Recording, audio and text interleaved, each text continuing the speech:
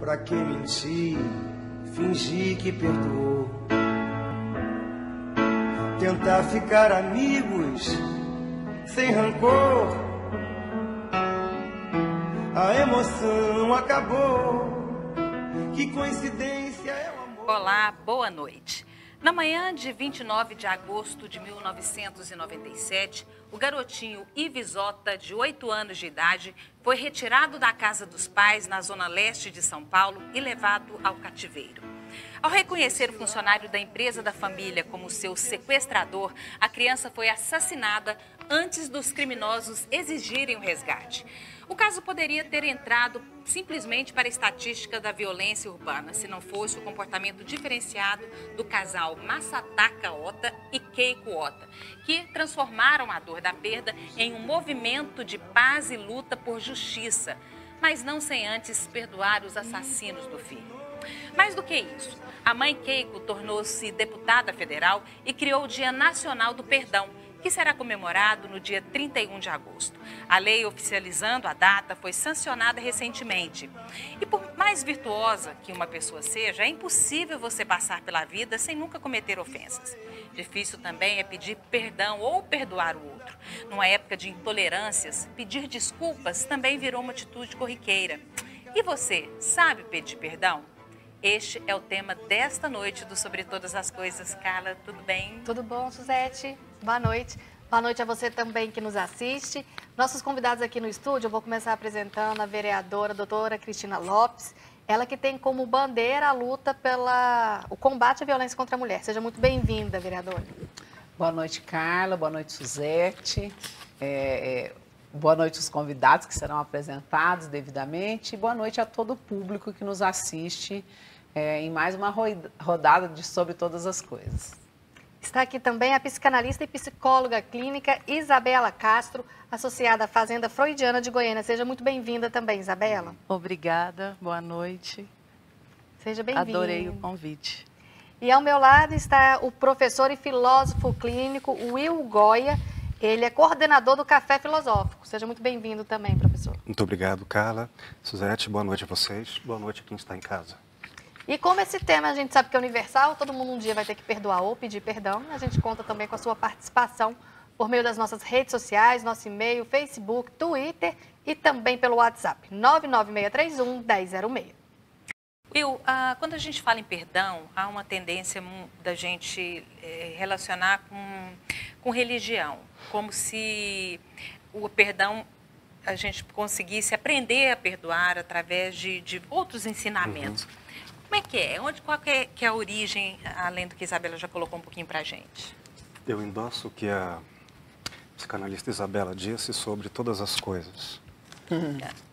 Obrigada. Mas, revendo sobre todas as perspectivas, as palavras perderam uma capacidade de diálogo no nosso dia a dia. Quase sempre elas apenas reproduzem um senso comum, aquilo que todos sabem, mas não significa uma vivência própria.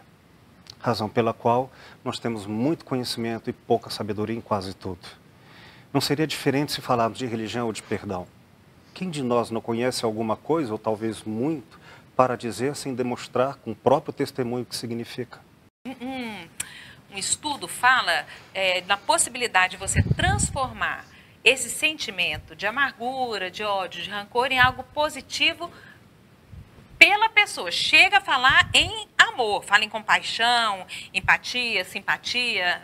Dá para chegar nesse ponto? O que eu quis dizer é que se eu buscar a origem da palavra perdão ou desculpa, eu tenho que ir a cada pessoa e a sua história. E não é a opinião dela em cada momento, mas perceber como ela evoluiu desde que se lembra, desde a sua perspectiva de vida, até o momento em que ela está vivendo aquilo. É natural que nós falemos com urgência da memória apenas reduzida do momento da dor. Isso não traduz a opinião da pessoa segundo as suas forças maiores. Então, para eu descobrir o que o perdão tem de problemas e de soluções na história de cada pessoa, eu tenho que valer de fato o que a filosofia tem como origem do conhecimento. Saber que não sei e escutá-la. Aprender com ela. O outro caminho é pela cultura, pela estrutura, em que eu tenho uma estrutura de pensamento de uma coletividade. É nesse outro sentido que eu posso falar que eu não estou de frente de ninguém em particular.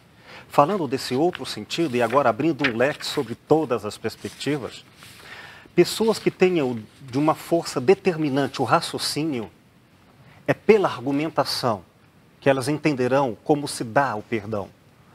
Aquelas que são gravemente marcadas identitariamente como sendo pessoas emotivas, não adianta argumentos para demover uma mágoa, mas sim através das emoções e como ela registra essas emoções. Por exemplo, algumas pessoas registram a memória emotiva no olfato. Ali elas guardam rancor ou guardam também paz. Eu tenho que fazer uma pesquisa olfativa na sua história e trazer isso à pessoa, recordando e alimentando o que ela chamaria de positivo e afastando-a numa espécie de dieta existencial das coisas negativas. Você está dizendo, então, que a gente aprende a perdoar? É possível um exercício que nos leve à decisão de perdoar? Eu quero dizer que esse exercício e as possibilidades que isso vai chegar em cada pessoa não podem ser apresentadas como uma receita para todos. Mas eu vou dar 2 exemplos. Há 10 anos atrás eu escrevi um livro, A Escuta e o Silêncio, no qual eu conto um caso clínico e a partir dele eu apresento o método da filosofia clínica. Eu atendi uma moça, 20 e poucos anos, que dizia ter, na primeira sessão, dito que matou o pai e que agora não tinha mais como voltar atrás, estava para sempre condenada. Investigando essa história, contextualizando exatamente, eu percebi o contexto. Brigas entre pais e filhos, ela não perdoou o pai de uma briga que tiveram, das muitas que se repetiam, e a mãe disse, nesse momento, num berço fortemente católico, que ela iria matar o pai de desgosto. Na mesma semana, o pai de cirrose morre, e ela acha que matou o pai.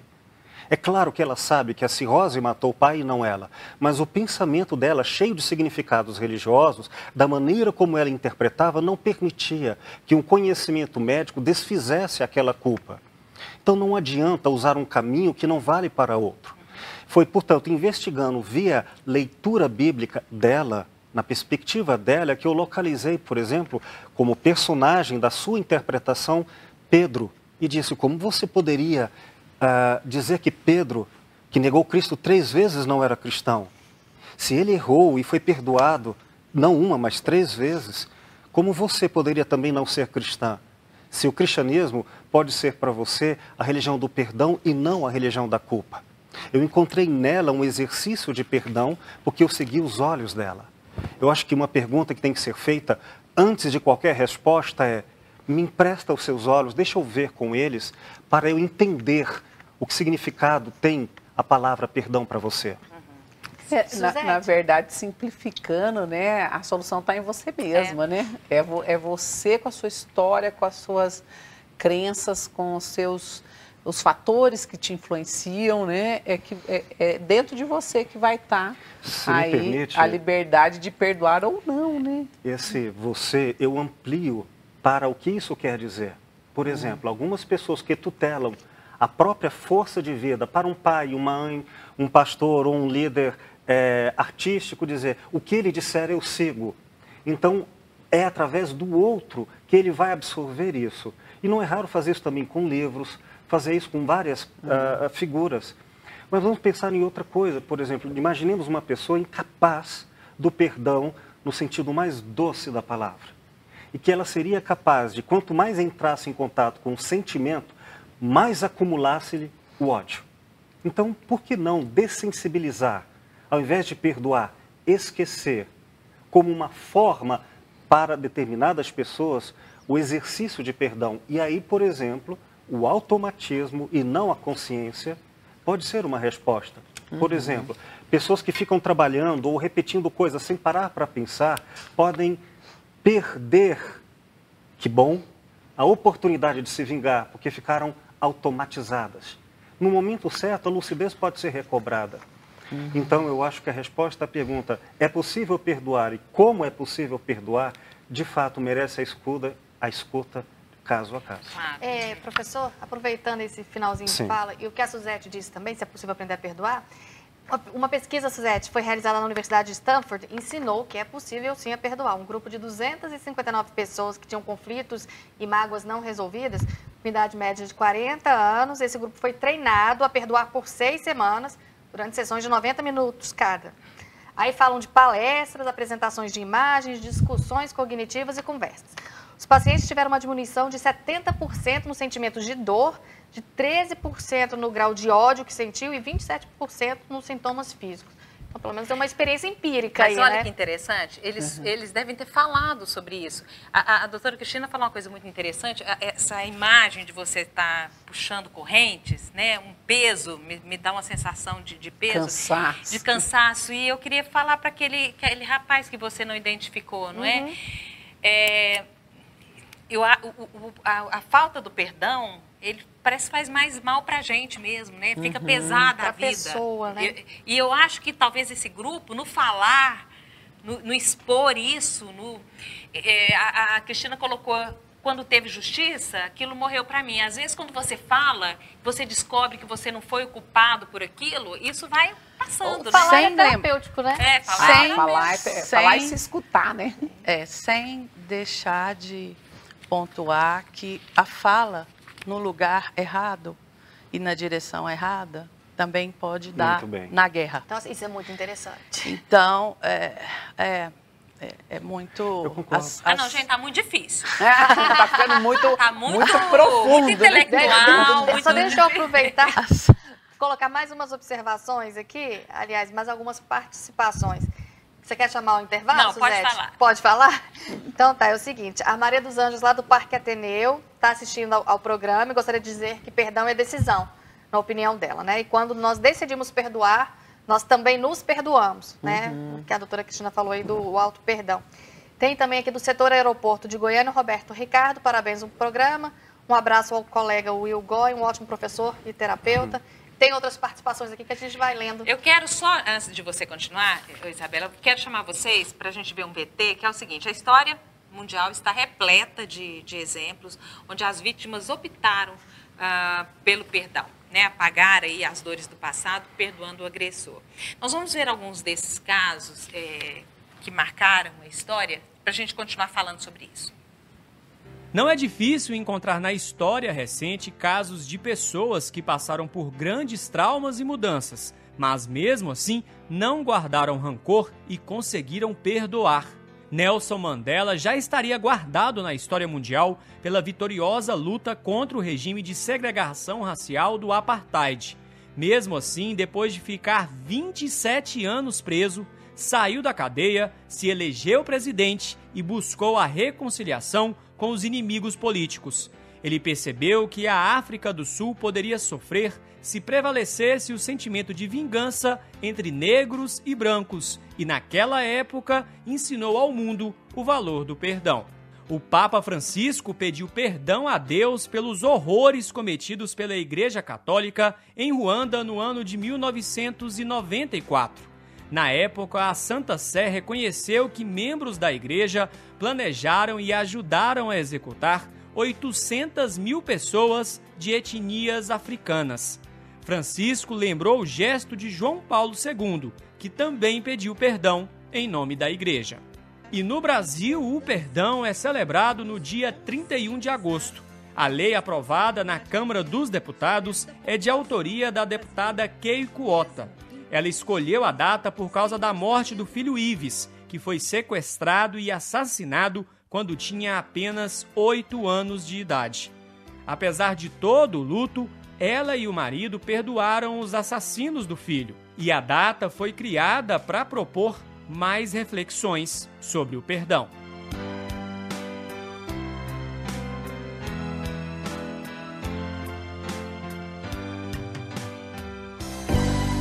Que desculpa eu dou agora pra justificar mais uma vez. Último bloco do Sobre Todas as Coisas desta noite, que fala sobre perdão. Vamos abrir com as participações, né, Carla? Isso, várias participações aqui, vamos tentar colocar o máximo possível, né? O Ederson de Araxá, em Minas Gerais, mandou para a gente a opinião dele. Perdoar é uma questão de sobrevivência da minha alma.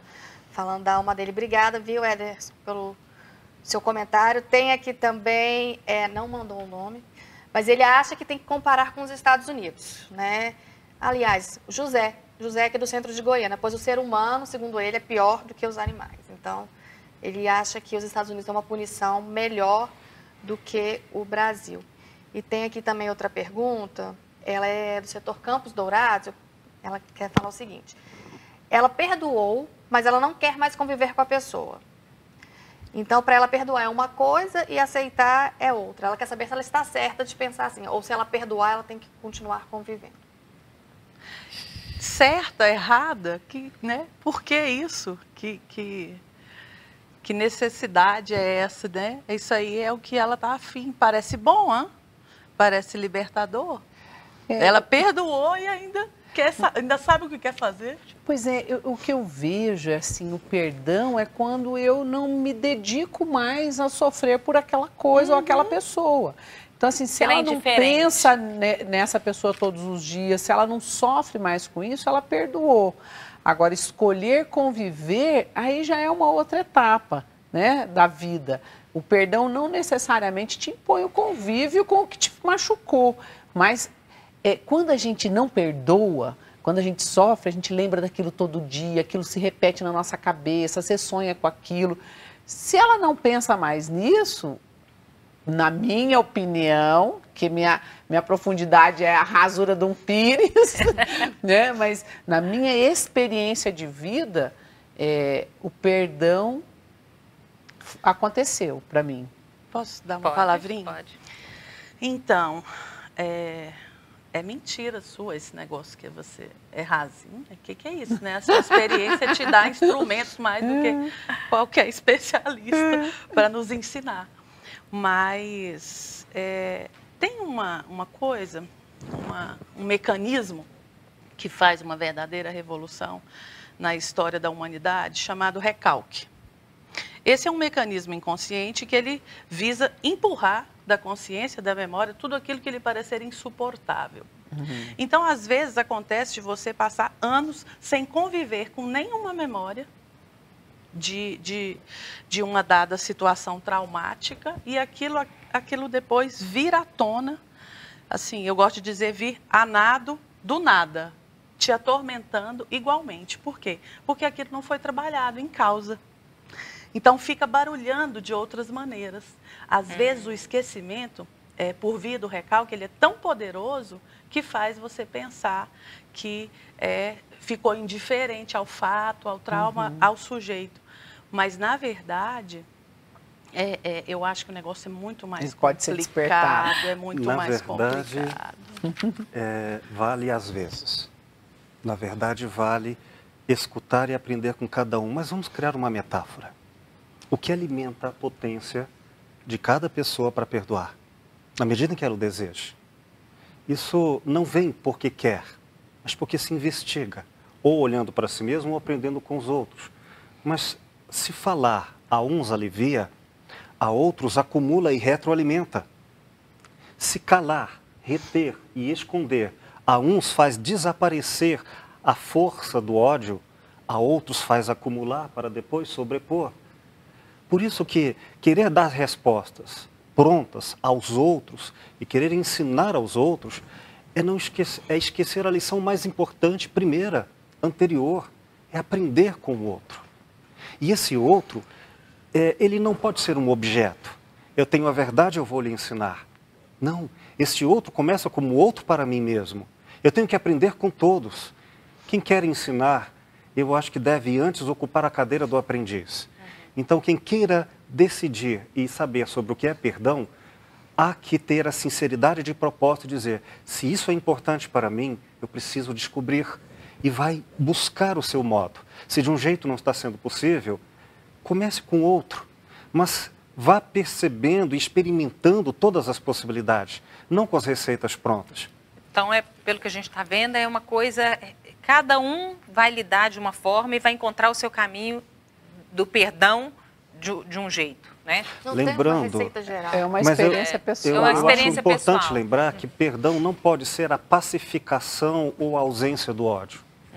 São tantas as questões, mas eu queria deixar pelo menos isso claro. Porque senão eu vou imaginar que o perdão é um mundo sem oposição, sem contradição, um mundo ideal, e não um mundo existente. Portanto, é preciso que eu entenda que eu não preciso perdoar como quem não tem inimigos, como quem não quer matar alguém. Não, perdoar é contextualizar, é pôr, às vezes, grades, às vezes esquecimento. É trabalhar com isso. Como é possível? Eu acho que isso é mais importante do que dar a resposta pronta. Mas a gente vai continuar colocando as perguntas, Vamos mesmo lá. sem as respostas. A Jaqueline, do Jardim Europa, fez um questionamento interessante. A violência contra a mulher brasileira pode estar relacionada ao excesso de perdão? Várias mulheres são assassinadas e sofrem violência doméstica porque perdoam várias vezes o parceiro que promete não repetir tal ato. Começa, às vezes, com um xingamento, depois, né, um empurrão e a pessoa vai perdoando. Ela quer saber se no Brasil o perdão tem limite. Jaqueline fez uma colocação bastante interessante e aí a gente teria que dedicar um tema sobre todas as coisas para discutir essa questão da mulher. Na verdade, nós temos uma raiz cultural que nos impõe determinados comportamentos, para nós, mulheres, e para os homens também. Eu convivendo com os homens agressores, a gente identifica claramente também a opressão que essa cultura machista impõe sobre os homens, né? Sobre as mulheres, a agressão física ela é mais evidente, mas sobre os homens há uma agressão diária também dessa cultura. Mas eu acho que a Jaqueline tem razão quando ela diz que esse perdão da agressão, esse perdão diário, rotineiro, ele pode gerar a morte daquela mulher. Então, nós temos que questionar esse perdão diário. Nós temos que questionar essa nossa atitude em relação ao suportar a violência. Mas, no fim, eu acho que são vários fatores que levam a essas questões da violência contra a mulher. O que vão pensar de mim, como estão me vendo, o medo, eu não vou conseguir sobreviver sozinha, eu não vou ter condições materiais. Então, várias coisas te levam ao perdão. Mas, na minha opinião, se eu pudesse resumir, eu diria duas coisas. Uma, o amor próprio e o autorrespeito. Eu acho que essas questões são as questões que mais levam a mulher a romper com aquele ciclo da violência, com aquela situação de opressão. E eu tenho uma experiência, depois que eu vivenciei o julgamento do meu agressor, e que eu disse, eu estou enterrando isso aqui hoje, eu não falava mais sobre isso. Eu vim morar em Goiânia, saí do foco que era Curitiba, vim para Goiás.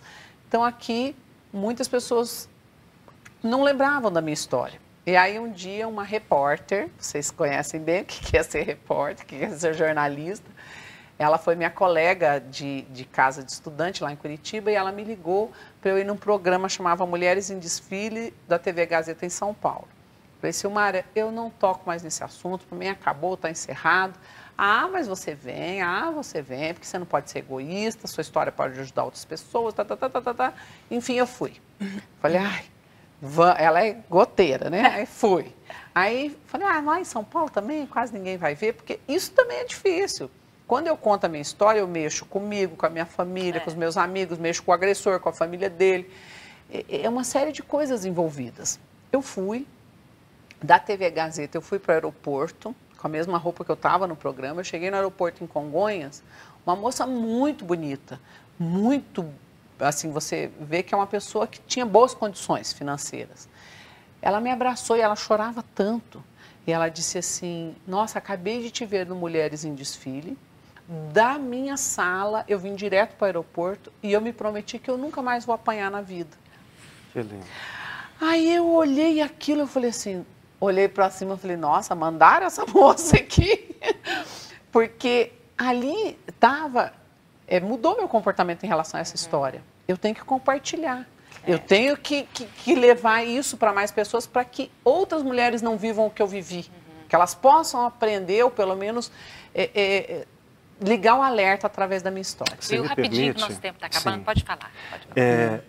Falando em autoria do perdão, nem sempre o perdão é importante ou é bom para quem é perdoado, mas sim para aquele que perdoa. De maneira em que isso não quer dizer que vai diminuir a violência do outro, mas sim a paz em si.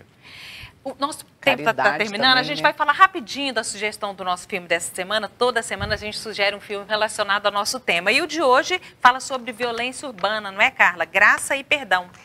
Que veio de um livro, é uma adaptação de um livro. Exatamente, é a adaptação de um livro. Na verdade, é um fato real que ocorreu em 2006 na Pensilvânia. A gente está vendo essa comunidade chamada de comunidade Amish. É um grupo religioso descendente da Suíça. Eles são cristãos, mas divergem tanto dos protestantes quanto dos católicos. Eles acham que o batismo tem que ser aos 18 anos, a pessoa tem que decidir. E eles também são conservadores, não usam eletrônicos, porque pensam muito nos valores da família. O que pode separá-los da família, eles têm restrição à energia elétrica e outras coisas. Mas o que aconteceu em 2006? O entregador de leite dessa comunidade entrou numa escola Amish e matou 5 crianças de 6 a 3 anos, 2 eram da mesma família. E logo após a morte, e depois ele se matou. Os pais, esse aí é o pai de Deon, junto com a esposa, foram na casa da viúva do assassino e falaram que estavam perdoando pelo que o marido fez, né, de matar essas crianças. A gente não sabe se por questões religiosas ou não. E no enterro das meninas, o avô de uma das vítimas disse às outras crianças: não devemos odiar aquele homem. Então, isso mexeu muito, porque você falou comportamento, igual da deputada, né, do filhinho Ivo. O que mexeu foi a conduta de perdão, logo após perder as 2 filhas, né? Fica aí a dica para você assistir. Carla, a gente não pode terminar sem um pedido de ajuda, vereadora. A gente falando do tanto que é importante compartilhar, vereadora. Aquele telespectador que mandou para a gente, querendo saber que ele foi abusado, ele quer saber agora onde ele pode denunciar o tio dele. Né? Você deu o seu exemplo que você foi até a punição. E a partir daí já não cabe mais a você. Ele quer saber onde que ele denuncia que ele foi abusado pelo tio dele enquanto criança. Bem, nós temos aí várias comissões de defesa dos direitos humanos. Ele tem que denunciar, tem na Assembleia Legislativa, na Câmara Municipal de Goiânia, na Câmara Federal. E eu acho que também ele tem que denunciar no colegiado ao qual o tio dele pertence. Né? Apesar de existir corporativismo, eu acho que é importante ele registrar. No caso, o tio é um padre da igreja. Na Cúria. Eu estou à disposição dessa pessoa, estou no gabinete 2 lá na Câmara. Será um prazer poder ajudá-lo nesse exercício aí de reparar a sua própria história. Isabela, rapidinho. Tá vendo como é importante a gente sair do escurinho, do consultório, do conforto da nossa casa e, né, dizer alguma coisa para as pessoas, né? Quer dizer, o seu depoimento já trouxe aí. Eu acho que pensando um pouco nisso, eu criei um espaço de publicação próprio no final do ano passado e para as pessoas que não têm acesso direto à clínica. E eu tenho tido assim, bons feedbacks de pessoas que se beneficiam com as minhas publicações, que pretendem ser acessíveis de temas difíceis, inclusive sobre a mulher. E eu queria deixar o endereço.